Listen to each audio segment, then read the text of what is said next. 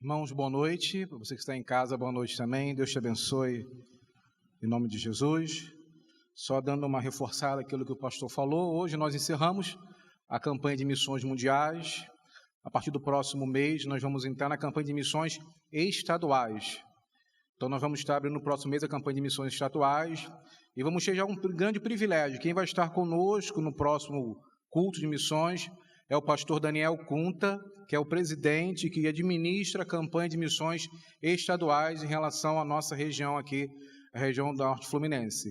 Então, você que ainda não ofertou em relação à campanha de missões mundiais, como o pastor acabou de falar, você possa estar realizando a sua missão, a sua oferta nessa noite. Queridos, eu quero convidar você a abrir a sua Bíblia em Atos, capítulo de número 2. Nós já chegamos a falar em algum momento desse texto numa das nossas reuniões de missões aqui na igreja, quando foi passado o vídeo do pastor Daniel. Eu queria dando continuidade nessa noite a esse texto. Atos, capítulo de número 2, nós vamos ler do versículo 42 em diante até o seu final do capítulo. Você pode ficar sentado, você que está em casa pode ficar à vontade e acompanhar a nossa leitura.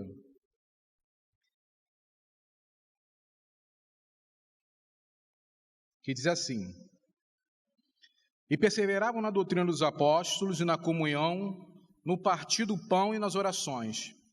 Em cada alma havia temor, e muitos prodígios e sinais eram feitos por intermédio dos apóstolos. Todos os que creram estavam juntos e tinham tudo em comum.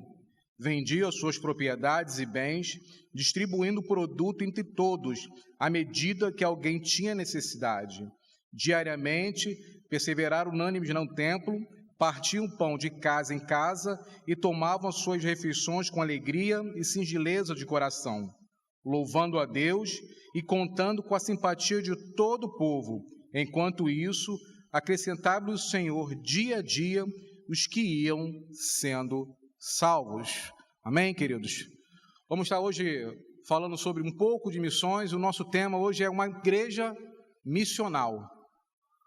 O tema da nossa mensagem hoje é uma igreja missional.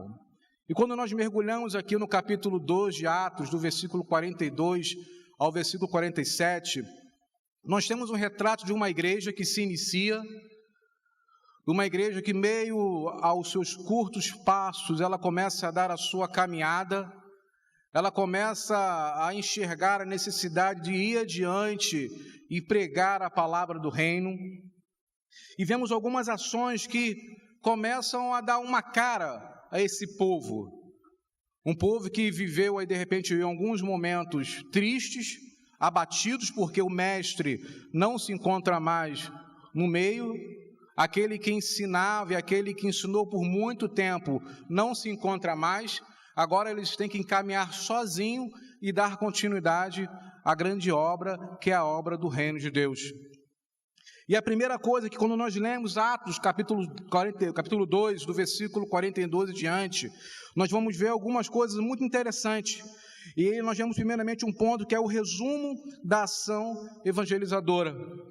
Pedro se levanta no meio de uma multidão, anuncia o Cristo ressurreto, e o primeiro impacto que se tem são 3.000 almas sendo salvas.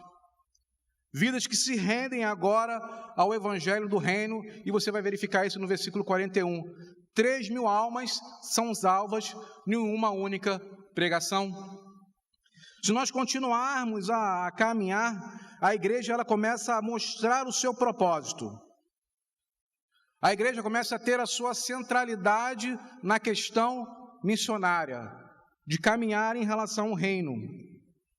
Vemos a igreja ter a postura de guardar a palavra de Deus. Os apóstolos que caminharam com Cristo Jesus, eles passam agora a ser os guardiões da palavra e começam a anunciar ao povo que está à sua volta, para que esse povo comece também a multiplicar a questão da palavra do reino de Deus. Outro ponto que nós vamos ver é a questão do ensino, vamos ver a questão da comunhão no meio da igreja, vamos ver a questão da palavra companheirismo, a palavra participação, a palavra compartilhar, ela começa a surgir no meio da igreja. Ela começa a ter a sua cara, ela começa a ter a sua forma, a igreja. Outro ponto que nós vamos ver é o partir do pão. Vamos ver a questão da oração. A igreja ela começa a crescer nessas suas atividades, nos seus atributos, porque há necessidade dessa formação em relação ao reino. Outro ponto que nós vamos ver é que o povo tinha temor. Aquele povo, de repente, em alguma forma, em algum momento, virou chacota, ou que foi zombado de alguma maneira. Agora o povo sente temor pelos sinais e prodígios que acontecem no meio da igreja. Nós vemos lá em Marcos, capítulo 16, versículo 17, uma grande verdade a respeito dos sinais em relação ao reino de Deus, que é assim: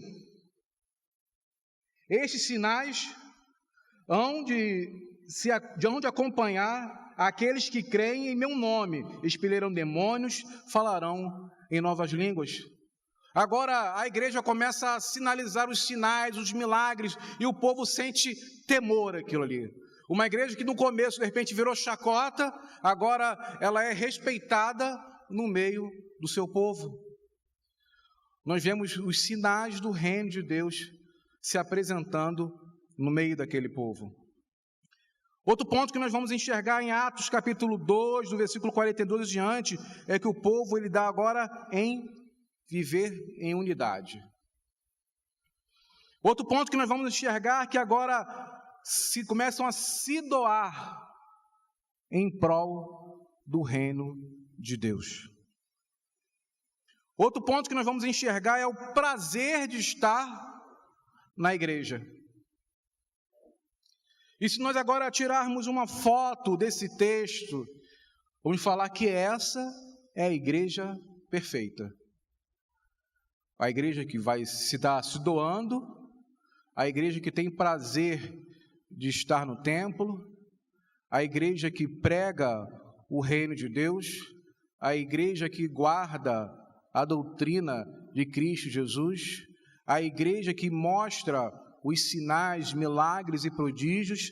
Nós vamos dizer que essa igreja é a igreja perfeita. Porque nela enxergamos todos os atributos em relação ao reino de Deus. Mas nessa noite eu quero destacar com você, nesse versículo, um pedaço que nós vamos estar discutindo nesse momento. Porque nós somos uma igreja na qual somos missional. É no versículo de número 47 de Atos, capítulo de número 2, que diz assim: louvando a Deus e contando com a simpatia de todo o povo, e enquanto isso, acrescentava-lhe o Senhor dia a dia os que iam sendo salvos. De uma forma clara, de uma forma orgânica, nada de sendo colocado por impulso, o Senhor ia acrescentando à igreja, dia após dia, pessoas. E na medida que nós entendemos a missão da igreja, na medida que nós compreendemos que nós, como igreja, temos uma missão, nós vamos entender que o Senhor, Ele vai nos honrar, e Ele é que vai acrescentar sobre a nossa congregação, vai congregar sobre esse lugar. A igreja de Atos entendeu a sua missão, ela enxergou a necessidade de continuar a pregar o evangelho do reino. Mas para que nós sejamos uma igreja missional, para que possamos viver em plenitude a missão do reino de Deus, existem algumas coisas que nós temos que colocar em prática. Porque uma igreja missional é aquela igreja que leva pessoas, leva Cristo às pessoas. Uma igreja missional, que sou eu e que é você, ela leva Cristo às pessoas. E eu queria abrir um espaço nesse momento, e quando nós falamos de uma igreja missional, queridos, falamos desse corpo que vive aqui uma vida congregacional, onde há pessoas comuns nesse lugar, onde têm as suas vidas de uma forma particular, mas que foram chamados por uma missão. Viver uma vida de missão, queridos, muitas vezes nós confundimos como uma missão transcultural, como uma missão nacional, mundial, missões nacionais, ou missões regionais, ou missões urbanas, missões entre os indígenas. A igreja, ela tem a sua missão, e essas missões que eu acabei de falar, ela é apenas braços da missão da igreja. Porque nós, como corpo, como igreja do reino, nós temos que viver a nossa missão que Deus colocou para a sua igreja, compartilhar, seguir e anunciar. O que nós fizemos de janeiro até a data de hoje, que são missões mundiais, é apenas um braço do que se fala a respeito de missão. Nós vamos entrar agora em missões estaduais, é apenas um braço do que se fala a respeito de missão. Porque nós temos que viver a missão de Deus para a nossa vida. E ser missional, queridos, é levar Cristo às pessoas, é apresentar Cristo à sociedade, é a igreja estar não mais aqui sentindo acolhida, parada no local, é indo de encontro à sociedade e apresentar a Cristo Jesus. Isso é ser uma igreja missional. Apresentar Cristo aos homens, apresentar Cristo a quem precisa de vida.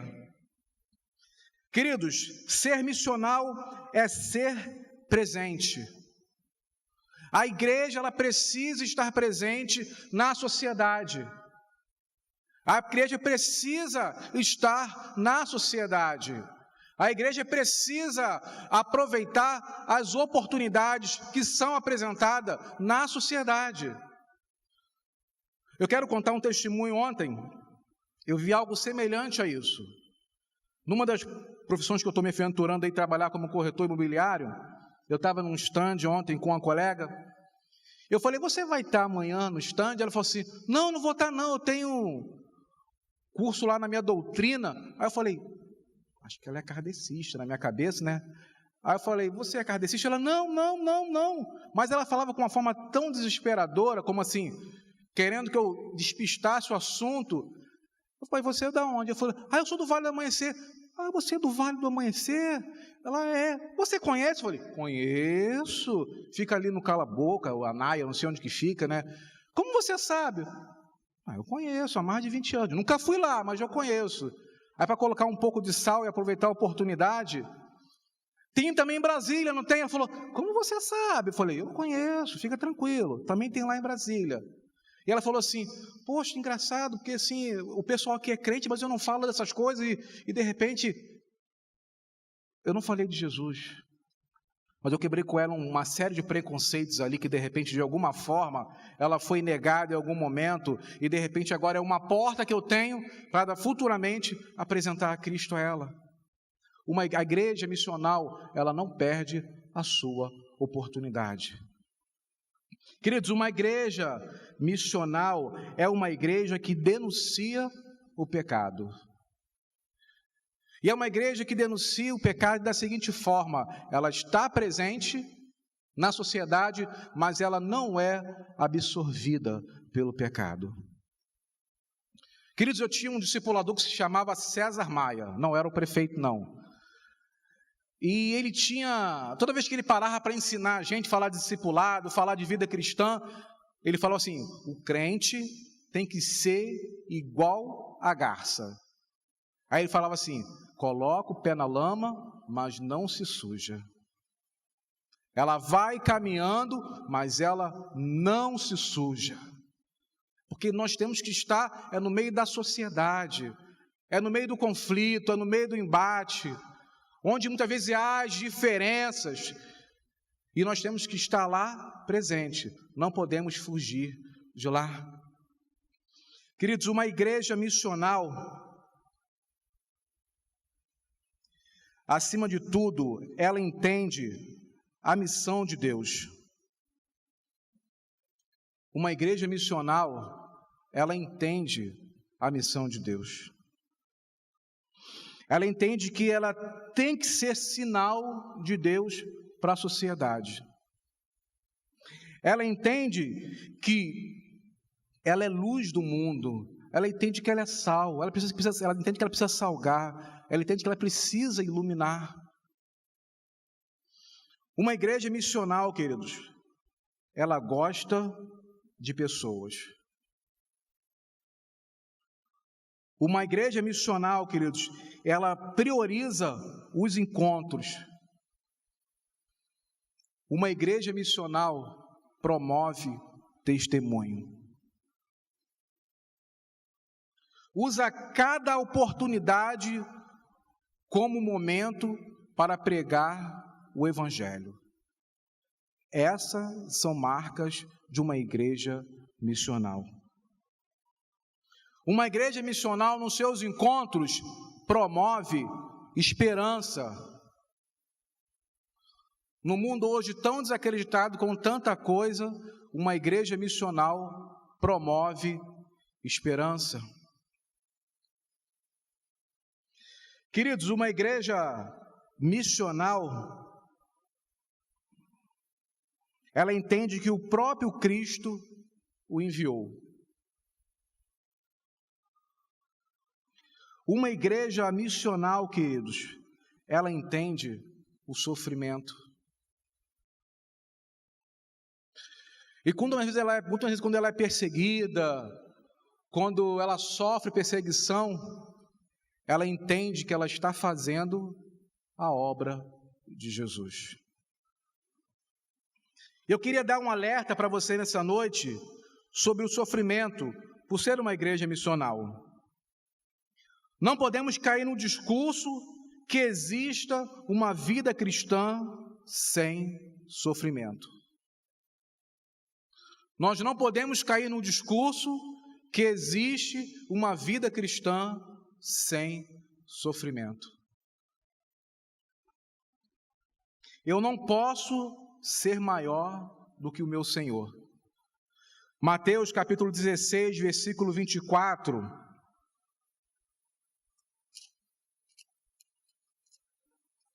Um versículo clássico que nós usamos no nosso dia a dia muitas vezes. Então diz Jesus a seus discípulos: se alguém quer vir após mim, a si mesmo se negue, tome a sua cruz e siga-me.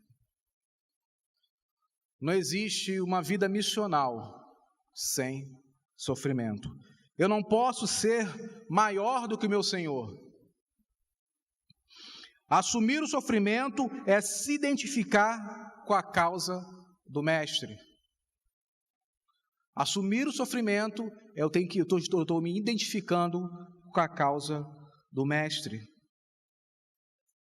Queridos, ser missional é viver uma vida de plenitude. E eu quero dizer algo para você nessa noite, que quem compartilha a vida é que de alguma forma possui a vida. Você só vai compartilhar aquilo que você tem. E alguém só vai saciar outra pessoa se ela foi saciada. Se você comeu do pão da vida, se você experimentou do pão da vida, você vai compartilhar a outros o pão da vida. São características de uma igreja missional, queridos. Não podemos de forma alguma nos contentarmos em viver apenas uma vida congregacional. Mas nós temos que entender a missão de Deus para mim e para você. Muitas vezes nós caracterizamos um missionário de uma forma profissional, aquele que vai para algum estado fora do seu, que vai para uma região fora da sua, ou que vai para um país, e nós jogamos sobre ele a responsabilidade de anunciar o reino de Deus. Quando que eu, Anderson, e você, igreja, nesse lugar, fazem parte dessa missão.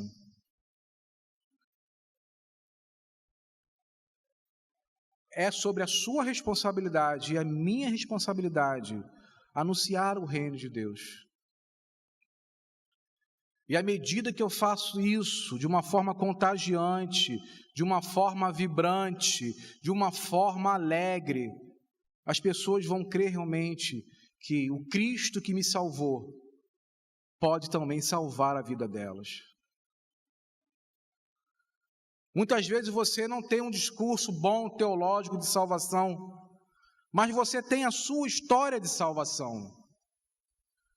Algo bom Deus fez na sua vida. Algo extraordinário Deus fez na sua vida. E isso é testemunho de palavra. Isso é sinais que aconteceram na sua vida. E que nada e ninguém pode apagar. É a sua experiência pessoal. Queridos, nós classificamos aí, temos classificado, isso é uma realidade, a Covid-19 como uma grande catástrofe que acontece aí no nosso mundo. Mas vou dizer uma coisa para você, muita coisa ainda vai acontecer. Não pode ser na dimensão do Covid-19, mas muita coisa vai acontecer porque é a palavra de Deus se cumprindo a cada dia na nossa vida. E nós, como igreja, precisamos estar no meio dessa sociedade. Não discutindo uma vida religiosa, porque isso não vai nos levar a nada, não vai nos conduzir a nada, mas anunciar o evangelho do reino de Deus. Pregar o evangelho do reino de Deus. Ver pessoas serem impactadas pela sua vida. Você é o sinal de Deus aqui na terra. Você sinaliza o reino de Deus aqui na terra. O Anderson sinaliza o reino de Deus aqui na terra. Não há um outro caminho. Quando nós falamos que as pessoas olham para a minha vida e olham para a sua vida de uma forma muito crítica, isso é fato. Você quer uma prova? Dê um testemunho aonde você trabalha. Qual é a primeira coisa? Você não é crente? Duvido que essa não é a primeira acusação. Ué, você não é da igreja? É a primeira acusação que vamos... rapidinho, ele vai reconhecer a gente como crente. Imagine com sinais e prodígios de Deus curando, de Deus salvando, de você se preocupando, olha, vou estar orando por você, fica tranquilo, vou orar pela sua família. Você já fez isso no seu trabalho? Querido, eu dei um testemunho que parece coisa de louco, né? Há 7 anos atrás, eu desliguei um funcionário. O cara era fera, o cara era muito bom, mas eu tinha que desligar ele. E ele, abatido porque ele precisava do emprego, mas eu tinha que desligar ele. Eu falei, meu Deus, fui com o coração cortado, dilacerado, eu falei, tem que desligar, não posso, vem de cima a ordem, então eu não posso, não tenho força para segurar. O nome dele era Alexandre. Fui para a sala, sentei com ele, expliquei os motivos, e eu falei assim, cara, eu vou orar por você. Olha a hora mais louca para se orar. Eu vou orar por você, Alexandre. Sentei com o Alexandre, orei pelo Alexandre, e depois, não sei, nós nos esbarramos no tribunal, porque ele acionou a empresa na justiça, e ele falou assim, Anderson, depois daquele dia que você orou por mim, cara, eu vou dizer uma coisa para você, eu estava desesperançoso porque ser recolocado novamente no mercado de trabalho é muito complicado pela minha idade, mas, cara, eu vou ter que trabalhar rápido, cara, de uma forma assim, que eu nem posso imaginar. Eu falei, glória a Deus, bendita loucura, porque naquele momento crítico, naquele momento tenso, a gente foi sinal do reino de Deus para aquela pessoa. Então não há momento, não há circunstâncias, eu tenho que seguir, eu tenho que prosseguir em relação ao reino de Deus. Queridos, ser missional é continuar a jornada sem olhar para trás. O Grupo Logos tem uma música que eu sou apaixonado pelo Grupo Logos, que ele fala que quem põe a mão no arado não pode olhar para trás. E a grande pergunta nessa noite, que eu faço para você e eu faço para mim: você quer ser um missional?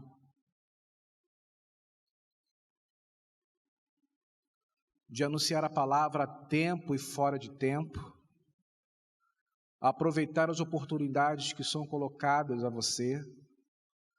você falar do seu testemunho de vida, a você contar a sua história de salvação, a você entender como uma pessoa comum que você faz parte do reino de Deus.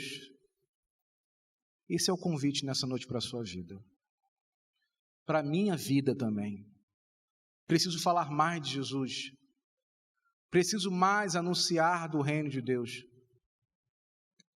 Eu acho que eu não vou nem falar pouco, eu acho que eu anuncio nada. Porque é a tempo e fora de tempo que eu tenho que falar. Quantas pessoas nós nos esbarramos nesse São Gonçalo de meu Deus? Quantas pessoas você consegue se relacionar? Já fez a conta de quantas pessoas você consegue se relacionar durante a semana de contato? Já fez a conta? De quantas pessoas você se esbarra no seu dia a dia?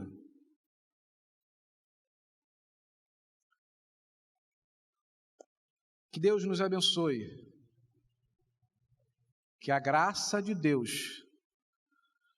nos conduza a viver uma vida missional. Que eu possa sair nessa noite desse lugar entendendo que eu estou inserido numa missão e que eu não posso olhar para trás.